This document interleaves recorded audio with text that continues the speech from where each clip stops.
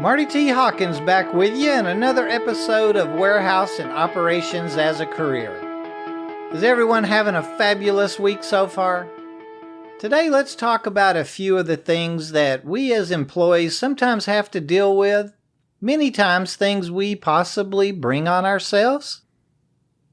Throughout my travels each week, I hear about lost jobs, things like no-call, no-shows, layoffs, and a lot of reasons why individuals have lost those particular jobs.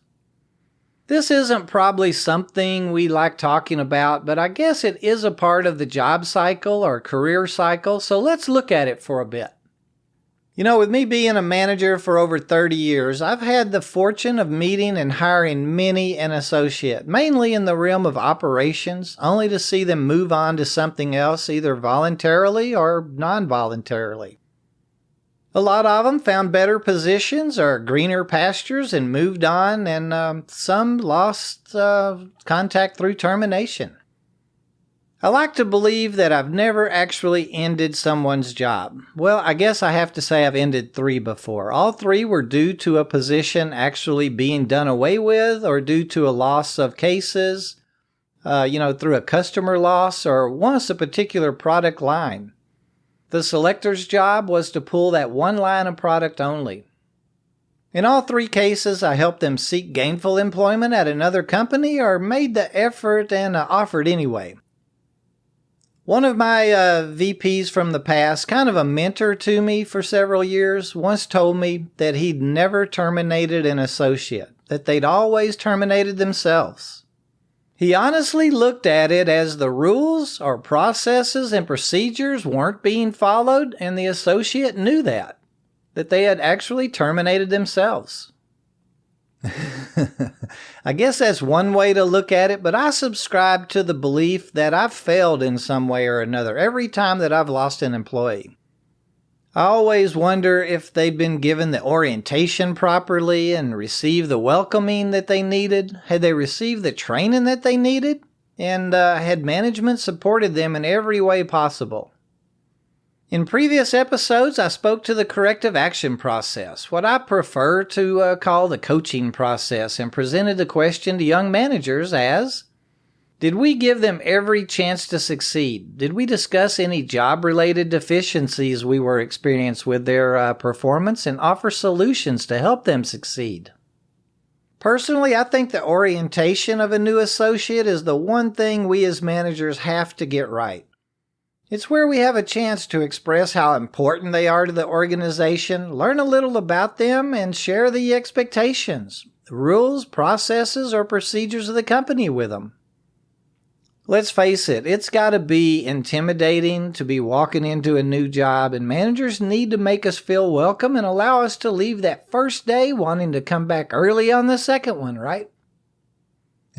Okay, I'll step off the soapbox now. You can see how easily I get sidetracked. Let's look at a few of the reasons I'm given by associates and managers each week from a few different industries that I deal with, all types of positions and regions as to why a term form ends up being turned into our HR departments. Let's start with the simplest one. This is one I've never been able to really get my arms around. The infamous no-call, no-show. I mean, we as new hires have filled out the application, went through all the hoops to get the job, the interviews, the background checks, maybe even a drug screen. We filled out all the onboarding paperwork and the job description's probably been explained to us. Maybe we even met our coworkers and bosses and then don't show up for the first day on the job. We don't call anyone, just kind of disappear. Don't get me wrong now. Things certainly come up sometimes, and I don't want you to think I'm being or going negative today at all, but this one I've never really figured out. If we've decided the position just isn't for us, and it's going to happen sometimes, of course, maybe something come up, in the job description that we figured, whoa, this isn't going to be for me. But why don't we just speak up right there and then? I guess what I hope we think about is, if we're dealing with a staffing or a sourcing company, we've probably just burnt a bridge. And while looking for permanent employment, we probably never should burn bridges. Oh, and then there's the no call, no show when we're actually employed. I hear almost weekly from an associate that says, well, I got mad or my boss didn't treat me right, so I decided not to go in. I just don't see how that's fixed or hurt anyone. I don't think we've won anything by quitting like that, have we? If someone's made us mad or our boss did, do us wrong, wouldn't it have been better to communicate that to someone, maybe their boss or our HR departments? There's not going to be a check with our name on it next week.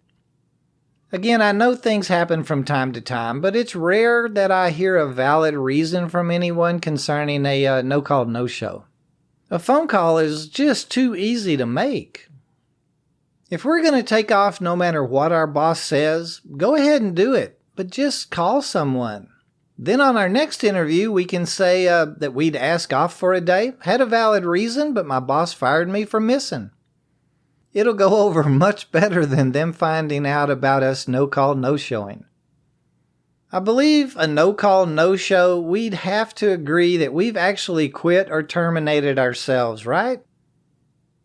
I hear this one a lot, just about every week. Something to do with excessive absentees and missing too much work. Our employers are going to need a certain head count to hit the needed productivity numbers every day. The hours and shifts were probably or hopefully explained to us when we applied for the job, and even if the hours were changed later, we probably, were told about it, and I'd assume we accepted them. We've stayed with the company, so why are we surprised when our supervisor counsels us 1, 2, or maybe 3 times and then lets us go? Typically, we're not terminated on our first or second absence in like 90 days.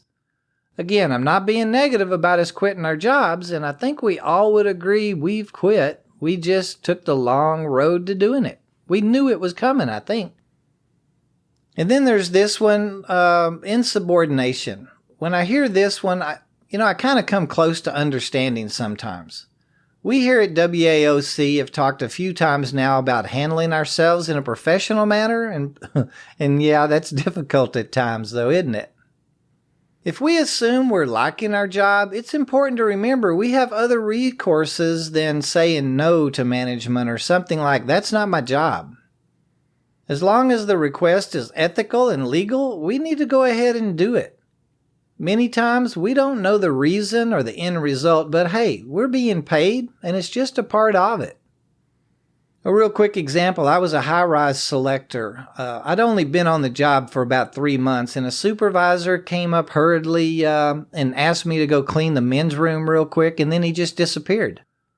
I was still a new employee. I had 2 kids at home that was going to want donuts when I got home that morning.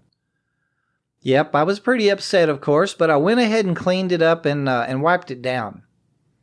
I hadn't been finished but for like 5 minutes, and another soup came by with an auditor from one of our largest accounts, and sure enough, they walked right on into the men's room to check it out. I ended up working for that company for 26 more years. As employees, we have other resources when we get upset. We have management members in our HR departments that we can go see. Another time, and we'll go through this one real quick. This was a couple of years later. I had a young supervisor come back to high rise and tell me I needed to pull pallets while I was up in the air instead of bringing them down to the ground first. I respectfully, or I hope I was real respectful, told him that I was uncomfortable working around our safety protocol and suggested that we go check with the manager first. Well, it ended up, he told me to go ahead and do like I wanted to do it in the first place, but just be sure I got it done. We actually became good friends after that. I'd actually helped him do what was right in that instance, I believe. We need our jobs. There's nothing going to be gained by throwing a fit on the docks. Let's try to do as requested and voice our opinions to another member of management, maybe even later. By being insubordinate, we really are just quitting again. We're probably fully aware of those consequences. Oh, this one comes up way too often to horseplay. And this one's really kind of tough. Our shifts are sometimes long. It's hard to maintain our focus for 10 straight hours. Keep our heads down and focus on our jobs, isn't it? There's several different concerns. There's safety concerns, quality concerns, and we probably know the rules. I hate hearing about a young employee, meaning a new employee actually, losing his or her job for horseplay. I just always trust us more tenured associates will kind of mentor and advise the new boots to do the right thing. Once again, I hope the consequences to horseplay has been explained to us. With horseplay, there may not be any corrective actions applied at all. It'll depend on what it is that we're doing wrong. Anyway, we probably knew better. Why do we get upset when we're dismissed? It's probably a human nature thing, I guess. Just several weeks ago, I heard about an order selector that had done something wrong, or at least his supervisor thought that he had done something. Anyway, the selector ended up getting in the soup's face and threatened to hit him, actually. In today's world, that's a threat. Could even be a terroristic threat since it happened at the workplace. The associate was walked off the property and honestly didn't understand how the authorities could have been called. He had gotten mad, calmed down, and was now out of a job, though. That's kind of the ultimate example how not handling ourselves in a professional manner can really cost us dearly. Here at WAOC, we spend a lot of time talking about how to get our jobs, planning for our advancement, and reaching our goals, but keeping those positions are just as important. Terminations are a part of the work experiences, and being such, we should recognize our responsibilities in keeping those jobs. It's hard. We're humans, and we all have reactions, but I think we'd all agree it's easier to be in charge of ourselves, in many instances, prevent those terminations. Well, again, I hope I didn't come across as negative today. I'd like to think I presented us with something to think about and maybe consider.